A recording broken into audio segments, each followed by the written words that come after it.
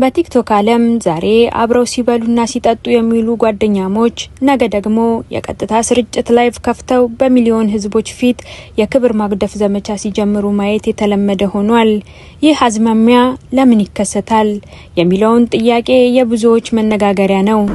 ስታወራ ነው በነገር ሰው ሼር አድርጎልኝ የሰማሁት ለታሜ ደውዬላት ለሙኒት ደውዬላት ምንድነው የምትሉት አለች አሉ ሁለቱ ጭራሽ ትላንት ሀቅ ይወጣልኝ የምን ሀቅ ነው ትላንት ያንቺ ሀቅ ይወጣው ያወራሹን የሰማሁት በጆሮዬ ነው ሙኒት ነገረችኝ አላልኩሽ ሳሪ ነገረችኝ በቲክቶክ ላይ የሚመሰረቱ አብዛኛዎቹ ጓደኝነቶች በጋራ ቪዲዮዎችን በመስራት ቪው እና ፎሎ ለማግኘት የታለሙ ናቸው።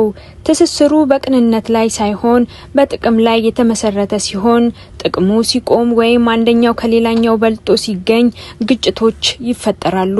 ጓደኛሞች በነበሩበት ወቅት የተነጋገሯቸውን የግል ጉዳዮች፣ የቤተሰብ ሚስጥሮች ወይም የገንዘብ ዝውውሮች በኋላ ላይ እንደ መረጃ ዳታ ይይዛሉ። ጠብ ሲነሳ እነዚህ ሚስጥሮች አደባባይ ላይ ማውጣት ተከታይን ለማብዛትና ሌላኛውን ወገን ለማሳነስ እንደ ዋና ስልት ያገለግላል።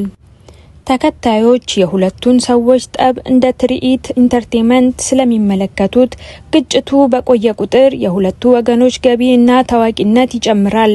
ይህ ደግሞ ድራማው ሆን ተብሎ እንዲራዘምና ሚስጥሮች በየቀኑ በክፍል እንዲለቀቁ ይደረጋል። ይህ ድርጊት በግለሰቦቹ ስም ላይ የማይጠፋ ጠባሳ ከመጣሉም በላይ ወጣቱ ትውልድ ለጓደኝነት ያለውን ክብር እንዲያጣ ያደርጋል።